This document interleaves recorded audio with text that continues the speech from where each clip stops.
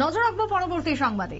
ভারতের 10 জন মুখ্যমন্ত্রী, 10 রাজ্যের 10 মুখ্যমন্ত্রীর নামে রয়েছে ফৌজদারি মামলা।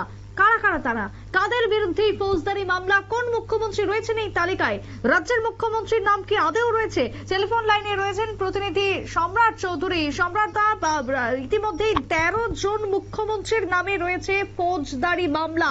এই তালিকাতে কারা কারা রয়েছেন? দেখো, যেটা আমি বলতে চাইছিলাম, শুধু অপরাধের মানে মুখ্যমন্ত্রীদের বিরুদ্ধে মামলা এই বিষয়টি নয়। অ্যাসোসিয়েশন ফর ডেমোক্রেটিক রিফর্মস বলে একটি সংস্থা রয়েছে, জাতীয় স্তরের একটি সংস্থা, যারা দেশের যে রাজনৈতিকদের উপর নজরদারি রাখেন, ভোট ব্যবস্থা, নির্বাচন, এইসব নিয়ে তারা আলোচনা পর্যালোচনা করেন এবং ভারতের যে নির্বাচন ব্যবস্থা, তার যে বিভিন্ন রকম সংস্কার হয়েছে বিগত 1 থেকে 1.5 দশকে, তার পেছনে কিন্তু অ্যাসোসিয়েশন ফর ডেমোক্রেটিক রিফর্মস, সংক্ষেপে এডিআর আমরা বলে থাকি, তার কিন্তু একটা বিশাল অবদান রয়েছে। সেই এডিআর সংস্থা গতকাল একটি রিপোর্ট প্রকাশ করেছে, যে রিপোর্টে দেখা যাচ্ছে মূলত সেই রিপোর্টে বিভিন্ন রাজ্যে, আমাদের যে 28টি রাজ্য এবং বাকি যে কেন্দ্রশাসিত অঞ্চলগুলি রয়েছে, সেই সমস্ত অঞ্চলের মুখ্যমন্ত্রীদের সম্পত্তির হিসাব এবং তাদের বিরুদ্ধে যে ফৌজদারি মামলা রয়েছে, সেই ফৌজদারি মামলাগুলি তালিকা প্রকাশ করেছে।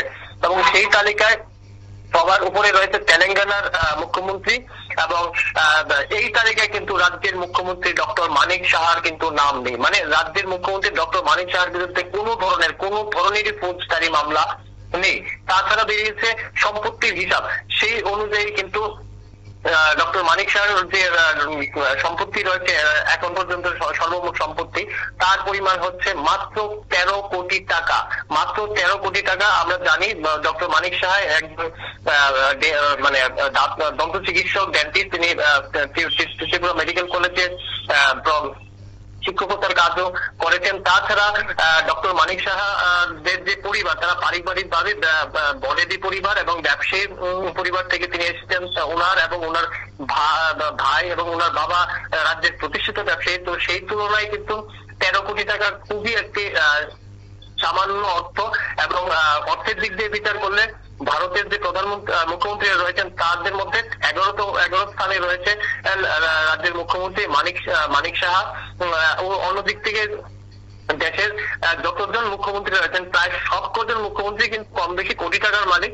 একমাত্র পশ্চিমবঙ্গের মুখ্যমন্ত্রী মমতা বন্দ্যোপাধ্যায়, যার সম্পত্তির পরিমাণ মাত্র 15 লক্ষ টাকা। আমি আবারও বলছি, যার সম্পত্তির পরিমাণ মাত্র 15 লক্ষ টাকা। দেশের সবচেয়ে গরিব মুখ্যমন্ত্রী পশ্চিমবঙ্গের মুখ্যমন্ত্রী মমতা বন্দ্যোপাধ্যায়। অন্যদিকে রাজ্যের মুখ্যমন্ত্রী একদমই নিষ্কলঙ্ক, তার বিরুদ্ধে কোনো ধরনের ফৌজদারি মামলা নেই। তিনি সক্রিয় রাজনীতিতে রয়েছেন, গত প্রায় 1 দশকের বেশি সময় ধরে সক্রিয় রাজনীতি রয়েছেন।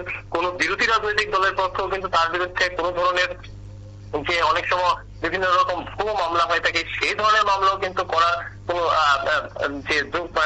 কোনো ধরনের কোনো মামলা কিন্তু তার বিরুদ্ধে নেই। সব মিলে কিন্তু দেশের যে স্বচ্ছ মুখ্যমন্ত্রীরা রয়েছেন আমাদের দেশে, সেই স্বচ্ছ মুখ্যমন্ত্রীদের তালিকায় কিন্তু রাজ্যের মুখ্যমন্ত্রীর নাম রীতিমতো জলজল করছে বলা যেতে পারে। এরকম একটি রিপোর্ট গতকাল প্রকাশিত হয়েছে অ্যাসোসিয়েশন ফর ডেমোক্রেটিক রিফর্মস এর তরফে, এবং এই তালিকায় কিন্তু যে শুধুমাত্র তাদের সম্পত্তির হিসাব এবং তাদের বিরুদ্ধে যে ফৌজদারি মামলাগুলি রয়েছে, সেগুলির হিসাব তুলে ধরা হয়েছে। দেশের বিভিন্ন রাজ্যের এই মুখ্যমন্ত্রীদের বিরুদ্ধে সব থেকে বেশি যদি জিজ্ঞাসা করি, ফৌজদারি মামলা কার বিরুদ্ধে রয়েছে তা কি জানা সম্ভব হয়েছে? একদম তেলেঙ্গানার মুখ্যমন্ত্রীর বিরুদ্ধেই কিন্তু সবচেয়ে বেশি ফৌজদারি মামলা তার বিরুদ্ধে রয়েছে। তার বিরুদ্ধে প্রায় 89টি মামলা রয়েছে, সর্বমোট 89টি মামলা। আমি আবার বলছি, 89টি মামলা রয়েছে তেলেঙ্গানার মুখ্যমন্ত্রীর বিরুদ্ধে। তারপরেই রয়েছে তামিলনাড়ুর মুখ্যমন্ত্রী, তারপর অন্ধ্রপ্রদেশ, কর্ণাটক, ঝাড়খণ্ড, মহারাষ্ট্র, হিমাচল প্রদেশ, কেরালা, সিকিম, উড়িষ্যা, পাঞ্জাব, রাজস্থান, এবং সবার নিচে রয়েছে দিল্লির মুখ্যমন্ত্রী, যার বিরুদ্ধে মাত্র একটি ফৌজদারি মামলা রয়েছে। তো সব মিলিয়ে যে তথ্য প্রকাশ হয়েছে, তাদের দেশের বিভিন্ন রাজ্যের মুখ্যমন্ত্রীরা, অনেক রাজ্যেরই রাজ্যবাসীরা হয়তো তাদের মুখ্যমন্ত্রীদের এই তথ্য পেয়ে হয়তো মাথা হেড করবেন, কিন্তু ত্রিপুরাবাসী হিসেবে যথেষ্ট গর্বের বিষয় যে রাজ্যের মুখ্যমন্ত্রীর যে ইমেজ, অ্যাসোসিয়েশন ফর ডেমোক্রেটিক রিপন্থের তরফে তুলে ধরা হয়েছে তা কিন্তু ভীষণ রকম স্পষ্ট। সুপ্রীতি, ঠিক তাই, ধন্যবাদ তোমায় সম্রাট দা। অর্থাৎ ইতিমধ্যেই যে তথ্য প্রকাশ হয়েছে তাতে করে 10 রাজ্যের মুখ্যমন্ত্রীর বিরুদ্ধে রয়েছে ফৌজদারি মামলা, যার মধ্যে তেলেঙ্গানার মুখ্যমন্ত্রীর বিরুদ্ধে রয়েছে সব থেকে বেশি। তবে অন্যদিকে গর্বের বিষয়, ত্রিপুরাবাসী হিসেবে রাজ্যের মুখ্যমন্ত্রী মানিক সাহার বিরুদ্ধে নেই কোনো রকমের কোনো ফৌজদারি মামলা। ছোট্ট বিরতির পর ফিরছি, সঙ্গে থাকুন।